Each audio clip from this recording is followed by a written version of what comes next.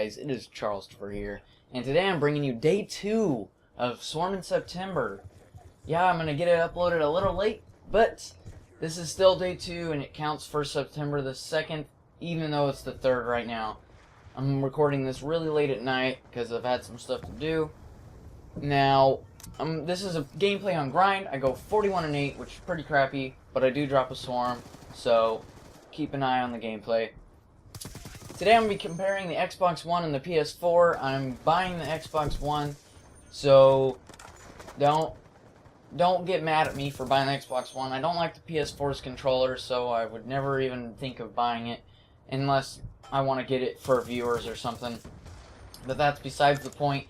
So, first thing we're going to go over is the price. The PS4 is $399, which is $100 cheaper than the Xbox One because it is $499. So, there's an advantage to buying the PS4 because you don't have to fork out as much money. The optical drive for both systems is Blu-ray, so now we don't have to worry about the missing Blu-ray on the Xbox 360, and we'll be able to play some HD movies. Both systems have DVR, which is nice, but the Xbox One requires Xbox Live Gold, as always, because the Xbox 360 pretty much requires gold for everything. CPU, both of them are 8-core CPUs. The RAM, PlayStation 4 has 8 gigs of GDDR5, which means it has video RAM, so it's made for gaming. On the other hand, the Xbox One has normal 8 gigs of DDR3 RAM, so it's just regular processing RAM, because they made theirs more of an entertainment system, which is why they use DDR3 instead of DDR5. The GPU, PS4's GPU is a little better than the Xbox One's. I'm not going to go into details because you guys won't even understand them, but the PS4's is a little bit better. Storage-wise, the Xbox One and the PS4 have the same amount, 500 gigs. The Xbox One's is internal, so don't even try removing it. And the PS4's is, of course, removable. Now, you can use a USB on the Xbox One to extend your storage to even more. But on the PS4, Sony has not announced yet whether you can extend the storage in any way. Both have cloud storage, both have play as you download, which is nice because 360 didn't have it. I don't know if the PS3 did because I haven't really played much PS3. But basically, you couldn't play a game while downloading something. Like if you were going to play Xbox Live and go on Black Ops 2 and play online, you couldn't play a game. So it's going to be nice to be able to play a game while you download something. Remote download. Apparently, whatever this is, you can download remotely, so maybe from Smart Glass or something, you can download while you're at school or out doing something with your phone. I'm guessing that's how it's going to work out, but I'm not really sure. You can actually transfer your accounts to other systems, like you've been able to do previously, and use them as your account. So, nothing's changed, you can still do that. Suckily, or like whatever, to a disadvantage, the Xbox One does have to have mandatory game installs, so that hard drive is going to fill up real quick if you play a lot of games, which kind of sucks, but I guess that's how it's going to be. The PS4 doesn't require mandatory game installs, so that's kind of nice. Required internet connection.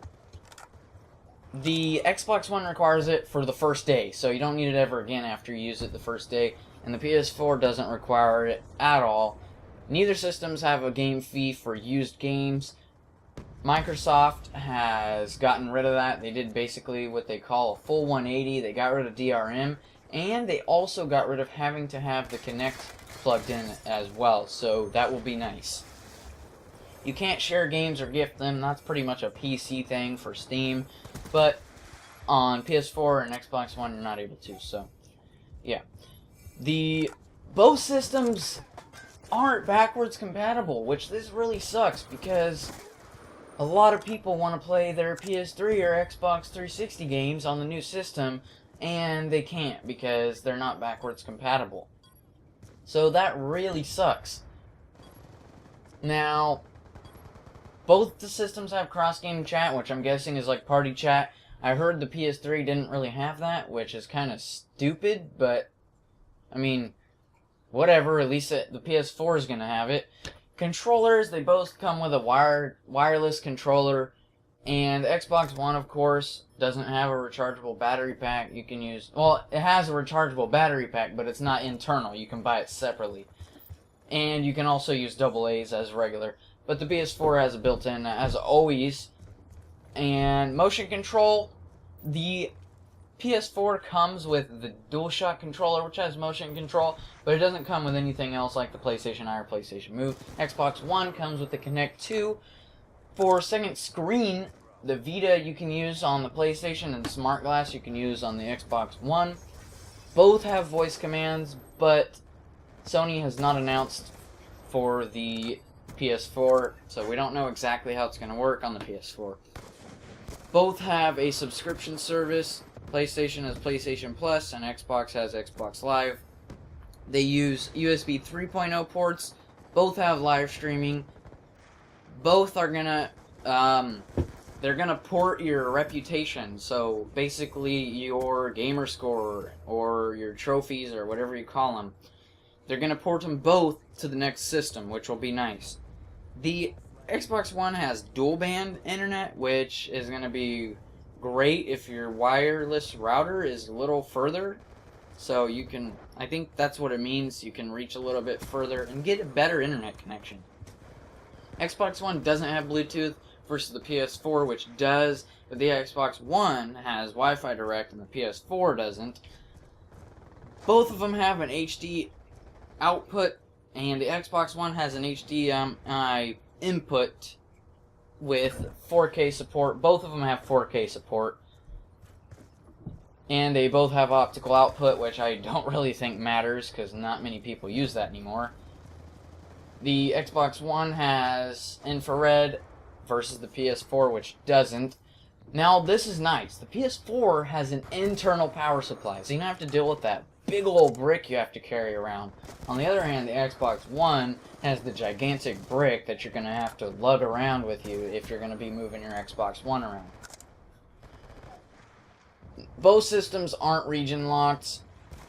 They both have online gameplay. Now, the PS4, I'm hearing, does have a subscription now that you're going to have to pay for, as well as the Xbox One, which has always had a subscription. And they have all these apps like Netflix, HBO Go, Skype, ESPN, Hulu Plus, IGN, Game DVR, streaming game video, web browser, and the NFL application, which is probably for football. And these, some of them don't work on the PS4, and then some of them aren't on the Xbox One. But the Xbox One does have almost all of those, so that will be nice. In the pack, Xbox One is going to come with the controller, the Kinect, a wired headset, an HDMI cable, Kinect. I've already mentioned it's going to be used as a camera. I guess well, of course it's going to be used as a controller as well, so that's why they have it listed in both controllers and camera. This thing is what I'm reading off is on IGN.com, and I will throw the link in the description just in case you want to read it for you guys, and then you can go over it yourself if I didn't explain it thoroughly enough for you. This is also on the website. They have a comparison between the Wii U 2, so you can check that out. This is Swarm in September Day 2, and thank you guys for watching.